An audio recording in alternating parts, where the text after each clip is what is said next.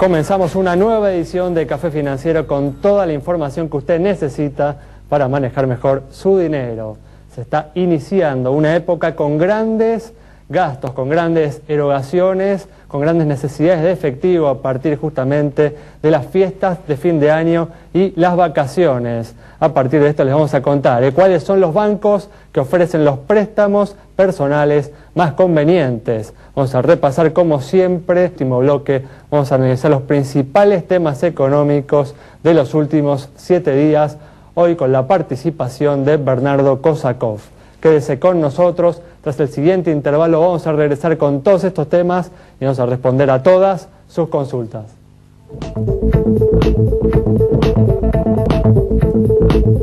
Y aquí estamos ya con la presencia de Juan Cerruti, también está con nosotros como siempre Yamila Escala y nuevamente nos acompaña Jorge Alberti en esta ocasión para repasar los principales temas de los mercados de capitales de estos últimos 7 días. ¿Qué tal? ¿Cómo andan? ¿Cómo les va? Muy bien. Gracias por estar nuevamente. Gracias, Jorge. Hace bastante no estabas con nosotros. Hace un tiempo, sí, señor. Bueno, gracias por venir. Gracias por la invitación. Bueno, vamos a ir rápidamente a la información que tenemos para hoy. Justamente la Superintendencia de Seguros de la Nación emitió en los últimos días una resolución que prohíbe a las empresas de seguros emitir o renovar contratos que incluyan cláusulas discriminatorias. Yamila nos amplía este tema. Es así, será para aquellas personas que padezcan cualquier tipo de discapacidad, resolución firmada por Bontempo al celebrarse justamente el 3 de diciembre el Día Internacional de las Personas con Discapacidad. Hasta ahora las aseguradoras podían negarse a emitir o a renovar pólizas a personas que sufrieran cualquier tipo de discapacidad, sumándose a otra resolución firmada también esta semana en lo que refiere a las personas que tienen VIH-Sida, ¿sí? ¿Por qué? Porque es una enfermedad más. Ahora podrán contratar libremente seguros para personas. Consultamos obviamente con los empresarios, los productores y bueno, la estimación es que esto impacte en el cuadro tarifario, obviamente por aumentar los riesgos.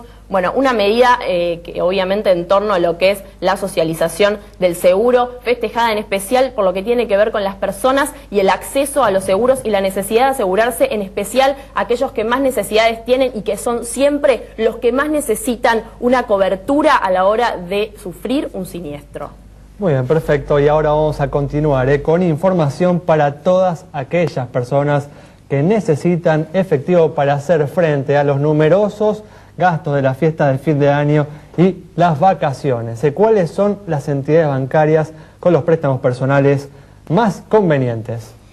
Así es, Alejandro, y atención porque esta es una información importante, como bien decíamos recién, vinculada a los gastos que suelen realizar las familias en esta época del año, cuando se están preparando para salir de vacaciones o realizar alguna de los tradicionales compras de fin de año. Lo que les vamos a mostrar ahora en la pantalla es el costo que tienen los préstamos personales a lo que pueden acceder buena parte de las familias, y en la primera placa lo que vamos a ver son los préstamos personales a 12 meses de plazo y cuál es el costo de estos préstamos. Como se observa ahí, la entidad que ofrece el costo más bajo en este momento es el Banco Ciudad, que tiene una tasa variable que por cada 1.000 pesos que se piden de préstamo hay que pagar 99 pesos. Luego le sigue el Provincia también con una tasa variable y el Credicop con tasa variable de 100 pesos. Más atrás se ubica el Ciudad, en este caso en la variante del préstamo a tasa fija con 101 pesos, lo mismo que el Credicop. Y luego se ubican otros bancos como el HSBC, el Standard Bank y el Macro con 102 pesos de costo por cada 1.000 pesos, recordemos. Luego tenemos al Nación, al Standard Bank, al Francés y al Galicia, todos en el caso de una tasa fija, es decir, que no cambia durante el periodo de repago de ese crédito, de entre 103 y 105 pesos. Y finalmente cierran la tabla el HSBC y el Santander Río con 106 pesos de costo por cada 1.000 pedidos de créditos. Por otra parte, también preparamos otra placa en la cual la investigación que hicimos es cuál es el costo que cobran los bancos, pero en este caso con el plazo máximo del préstamo personal que están otorgando, y en este caso el Banco Ciudad se pide un costo de 31 pesos por cada 1.000 pesos, siempre en el caso de tasa variable. Luego tenemos el Provincia, el Credicop, el Ciudad en la variante de tasa fija, con un rango entre 34 y 36 pesos, y luego se ubican el HSBC, el Standard Bank, el Nación, el Macro, con rangos entre 36 y 45 pesos. Para cerrar el lote, como ahí vemos, el Standard Bank, el Francés, el Galicia y el Credicop, con valores que van entre 44 pesos y 46 pesos. A diferencia del caso anterior, en este caso al extenderse el plazo del crédito, las variaciones en el costo de repago de estos préstamos personales se amplían, porque tenemos entidades que cobran 31 pesos hasta 46 pesos. Así que son todos datos a tener en cuenta para las familias si están pensando en financiar los gastos de las vacaciones o de las compras de las fiestas con algún tipo de estos créditos. Muy bien, hay que decirnos que aquellas personas que puedan, que intenten financiarse a 12 meses, porque de lo contrario van a estar en el año 2014 y más allá pagando las vacaciones del 2013. Muy bien, vamos a seguir ahora con otro tema. Vamos a comenzar a repasar lo sucedido en los mercados de capitales que recibieron con beneplácito el pago del cupón PBI el día viernes, ¿no, Jorge? Así fue, en realidad se produjeron varios pagos, no solamente los cupones en pesos, sino también la liquidación de aquellos cupones que fueron emitidos en euros y en dólares, con lo cual el mercado ganó liquidez. Hubo muchísimas operaciones en la última etapa en estos instrumentos, y esa liquidez también se derivó sobre otros instrumentos. Por ejemplo, en los bonos, todos los bonos que están entre el 2015 y 2017 han recibido parte de estas inversiones, y una parte de esa liquidez derivó también hacia el mercado de acciones, cosa que no ocurría desde hace mucho tiempo. Vamos a contar justamente, ¿no?, en el próximo bloque, que el Merval alcanzó niveles bastante elevados para lo que había sido este año 2012. Nos vamos con esta información a un corte. En instantes estamos nuevamente de regreso.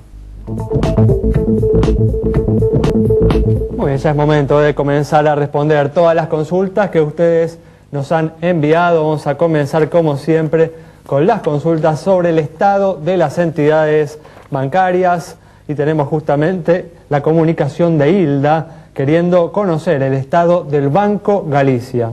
Bueno, le contamos a Hilda que el Banco Galicia tiene un patrimonio de 4.429 millones de pesos, registra depósitos por 34.211 millones de pesos y ha acumulado un resultado desde diciembre del año pasado a la fecha de 826 millones de pesos. Los indicadores están en línea con el promedio del sistema financiero, así que le asignamos una cara sonriente. También se comunicó con nosotros José para conocer el estado del BST. En el caso del BST tiene un patrimonio de 143 millones de pesos, registra depósitos por 1.008 millones de pesos y ha acumulado un resultado desde diciembre del año pasado hasta la fecha de 7 millones de pesos positivos. Nuevamente los indicadores se condicen con el promedio del sistema bancario, así que asignamos otra cara sonriente. Perfecto, seguimos ahora con información relacionada con los seguros, porque la justicia condenó a la dueña de 2 perros que atacaron a una mujer a pagarle a esta 180.000 pesos. Yamila amplía este tema. Estamos hablando de perros de la raza Terranova. Esto fue en Rosario en el año 2006. La mujer quedó con una discapacidad en su mano del 15% después de que fue atacada una mujer de 60 años en la calle por 2 perros hiper peligrosos, ¿sí? Esta es una de las razas más peligrosas que hay acá en la Argentina. Bueno, lo que decidió el tribunal fue, considerar que fue un riesgo creado, que hay una persona que está al cuidado de esos perros y que fue responsable, obviamente, por el daño causado a la mujer. No es el único caso. En realidad acá lo que se pagó fue 95.000 pesos, lo que se tiene que pagar son 95.000 pesos más intereses. En 2010 hubo otros casos también conocidos de 200.000 pesos y 80.000 pesos, sumas que exceden lo conocido hasta ahora en lo que tiene que ver con responsabilidad civil asociada a mascotas, en los seguros que ofrecen las compañías que lo incluyen dentro de su combinado del seguro para el hogar, ¿sí? Con una responsabilidad civil de suma asegurada de 50.000 pesos, o así como lo ofrece MAPFRE, ¿sí? En torno a una suma similar por unos 20 pesos por mes de manera aparte. Esto es importante destacar, que sepamos que existen los seguros asociados a la peligrosidad de las mascotas y lo que ellas pueden generar, en especial los perros, asociado también a una ley que se sancionó pero no se publicó en la ciudad de Buenos Aires y que tiene que ver con la existencia de un registro de determinadas razas peligrosas, como así también de la obligatoriedad de la contratación de un seguro por parte de los dueños, que si no puede derivar en un fallo como el que acaba de ocurrir, a pesar de que 6 años después, pero la dueña deberá hacerse cargo de esos 180 pesos. 180.000 pesos, ¿no? Información, 180.000 pesos. Información, ¿no? Que nos recuerda una vez más cuál es la importancia de contar con un seguro para hacer frente justamente a estas situaciones imprevistas. Vamos a cambiar justamente de tema y, como vimos hace algunas semanas, el mercado de seguros le ofrece coberturas a los deportistas amateur para que se protejan contra la posibilidad de sufrir un accidente durante la práctica de su actividad. María Larrauri le preguntó justamente a la gente si conoce estas coberturas, si está al tanto de la existencia de las mismas y si le interesaría contratarlas.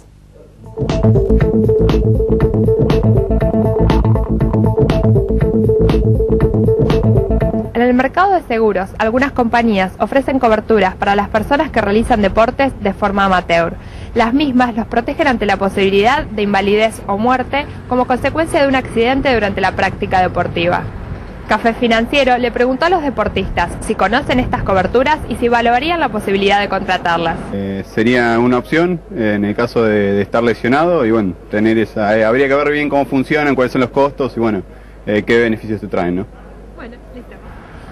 Puede ser que sea útil, yo no sé si lo contrataría, la verdad. No tengo ni idea cuál es el costo, pero no sé, supongo en realidad que deben tener un sistema de asistencia médica acá en el club. En el club o en los clubes serios por lo menos. No sé si contrataría un seguro. No conocía la propuesta de los seguros de vida para aplicar a gimnasios. Y el uso tendría que ver con el costo de la prima. Creo que sería útil. Tendría que ver, analizar un poquito el precio. Sí, me parece útil y estaba al tanto. Sí, la tienen muchos bancos. ¿Y evaluarías la posibilidad de contratarla? Sí, depende de los costos, lo haría.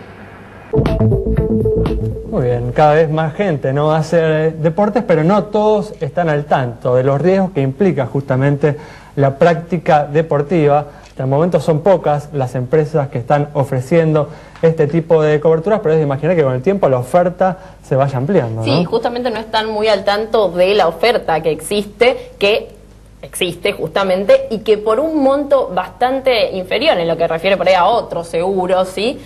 Bueno, es accesible y especialmente justamente para no aquellos que hacen deporte de manera profesional, sino de manera amateur, pueden acceder con las complicaciones del caso que se generan cuando uno sufre un accidente haciendo justamente actividad física. Y de esta manera justamente tienen una cobertura ante la posibilidad de la muerte o la invalidez, y también justamente pueden hacer frente a los gastos médicos que resulten de este accidente. Muy bien, vamos a seguir brindando información y, como adelantamos en el bloque anterior, una muy buena semana del Merval, así que Jorge nos cuenta. Sí, así es. En realidad apareció mucha más liquidez dentro del mercado. Nosotros hablamos en otras oportunidades aquí en el programa de un mercado muy reducido, con volúmenes de 25 o 30 millones de pesos, y eso evidentemente afectó durante buena parte del año el nivel de cotizaciones, que había tenido un desarrollo bajista muy profundo en la primera mitad del año. A partir de ahí algunos precios tendieron a estabilizarse, si bien el volumen seguía siendo acotado, no lográbamos ver recuperación más allá de algún papel puntualmente, alguna empresa puntual, pero sí lo empezamos a ver a partir de las últimas 2 o 3 semanas, donde comenzó a incrementarse el volumen de negocios, aparecieron nuevos inversores que no estaban presentes, y eso permitió no solamente la recuperación de precios, que en el caso puntual, por ejemplo, de los bancos, lleva más de 50% de suba de mitad de año hacia aquí, sino un incremento fuerte en el volumen, de 25 o 30 millones de pesos diarios que veníamos operando. Actualmente nuestro nivel llega a los 65 o 70 millones. Bueno, aquellos que han invertido en los últimos meses en los mercados se han hecho una buena ganancia. Y vamos a cerrar este bloque con la contestación de una pregunta, en este caso sobre la situación de una compañía de seguros. para Dante, que nos consultó sobre la situación de La Caja. Esta empresa presenta un activo de 3.728 millones de pesos, 2.938 millones de pesos como pasivo, 789 millones de pesos como patrimonio, 57 como resultado, primas 1.075 millones de pesos e informa 15.804 juicios. Con indicadores que se condicen con los del promedio del mercado, es que le otorgamos la luz verde de nuestro semáforo.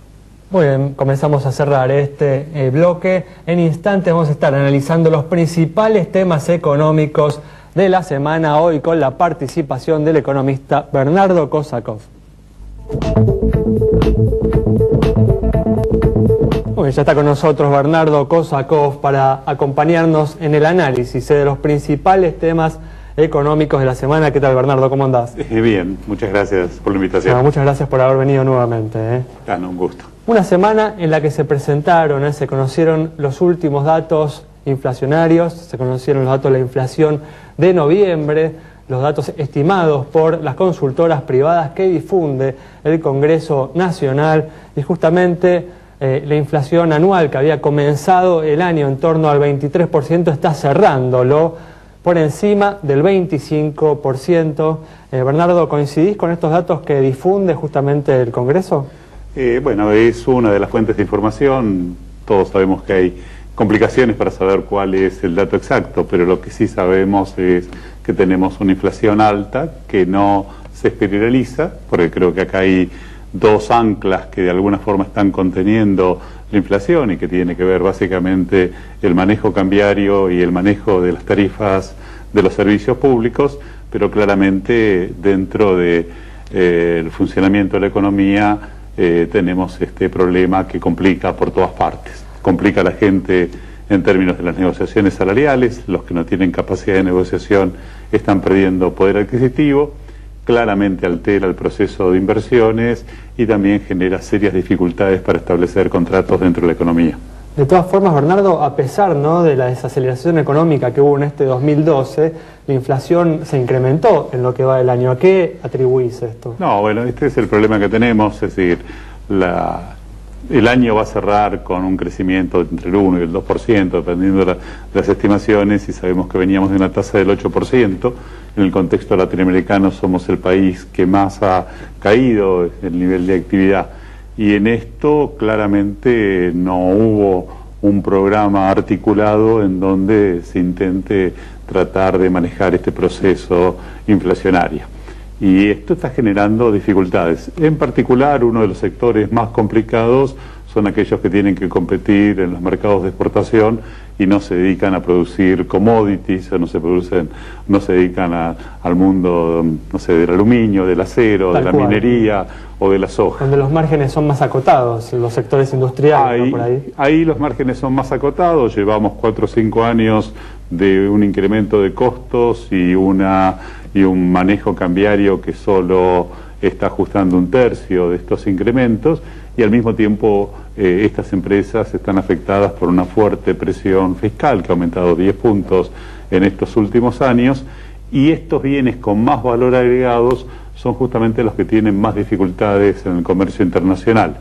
Y a pesar de que no es una parte sustantiva de nuestras exportaciones, es la parte más interesante de nuestras exportaciones porque son las que tienen más contenidos tecnológicos, las que tienen más impacto en la generación de empleo calificado.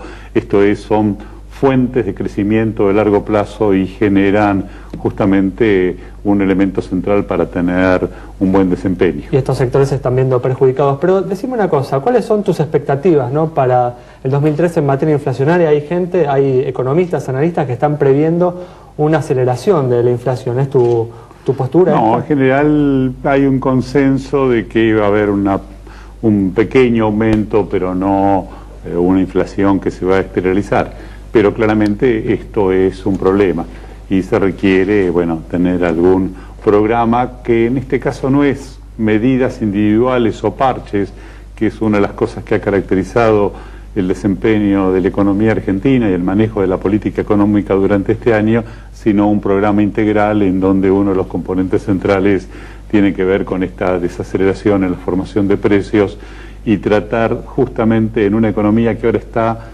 podemos decir, en una meseta. sabemos que el año que viene vamos a crecer un poquito más, pero la gente lo va a notar muy poco porque no venimos de una fuerte crisis. Al mismo tiempo, lo que sabemos es que los temas centrales que nos tienen que preocupar es cómo volvemos a crear más empleo, cómo se fortalece el proceso de inversión que este año se ha erosionado y cómo tratamos a estas exportaciones con más valor agregado que están perdiendo mercado y que hoy están en una situación notablemente difícil para poder competir. Bernardo, uno de los temas que se ha cumplido hace poco, 12 meses, fue la instalación de este virtual cepo cambiario, corralito cambiario, los controles al dólar, a la compra de divisas. ¿Qué estás viendo en ese sentido para 2013? Y si ves alguna perspectiva de que esto se pueda ir desandando. Sería muy importante. Todos sabemos que este manejo cambiario y la administración del comercio fue uno de los elementos que hizo que el nivel de actividad tenga un nivel mucho menor del potencial que tenía la economía argentina y también afectó notablemente el proceso de inversiones. Para el 2013 vamos a tener mayor disponibilidad de divisas de las que tuvimos en el 2012. Primero porque va a haber una buena cosecha con buenos precios.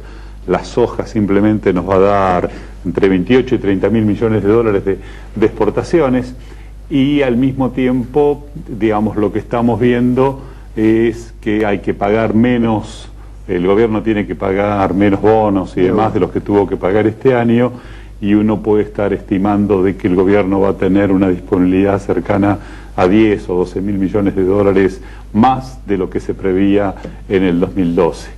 Creo que con el nivel de reservas y esta mayor disponibilidad de dólares sería una muy buena noticia que se pueda ordenar esta administración del comercio y la administración cambiaria tratando de recuperar el nivel de actividad y disminuyendo las incertidumbres que hay en estos mercados últimamente, ¿no? ¿Ves algún cambio sustancial en el empleo para el año que viene? No, y este es un problema.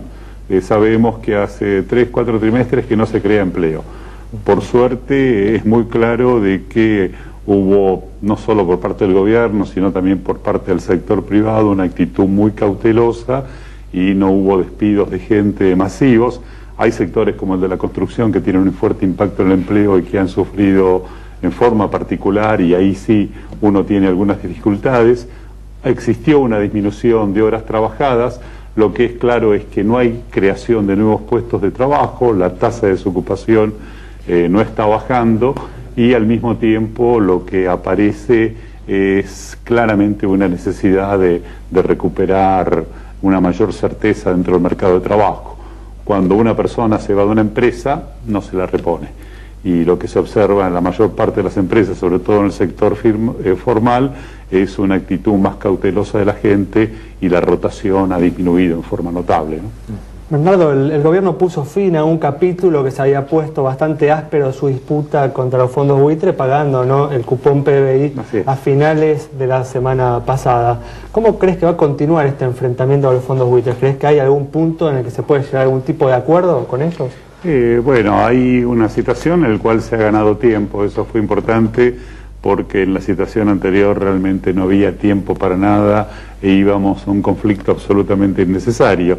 Creo que ahora viene una negociación en términos de qué es lo que se puede pagar y sobre todo creo que hay un punto que es fundamental y que estos fondos o estas deudas que no se negociaron tienen que tener un techo en términos de la posibilidad de cobrar, que tiene que ser igual que la gente que mayoritariamente aceptó los canjes, ¿no?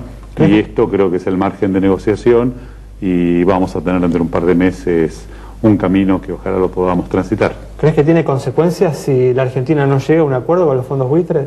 Creo que hay margen ahora como para plantearlo. El gobierno está planteando de que, bueno, está en una negociación, creo que es distinto de lo que era pocas semanas atrás en donde se decía que no se iba a pagar nada independientemente de cualquier decisión de la justicia. Bueno, Bernardo, muchas gracias por haber estado con nosotros. Entonces, el análisis de Bernardo Kosakov sobre los distintos problemas que afronta la economía y a los que se deberá enfrentar con decisión en este 2013 que está muy cerca. Nos vamos entonces con esta información. Nos reencontramos el próximo martes a las 17 horas aquí en Metro.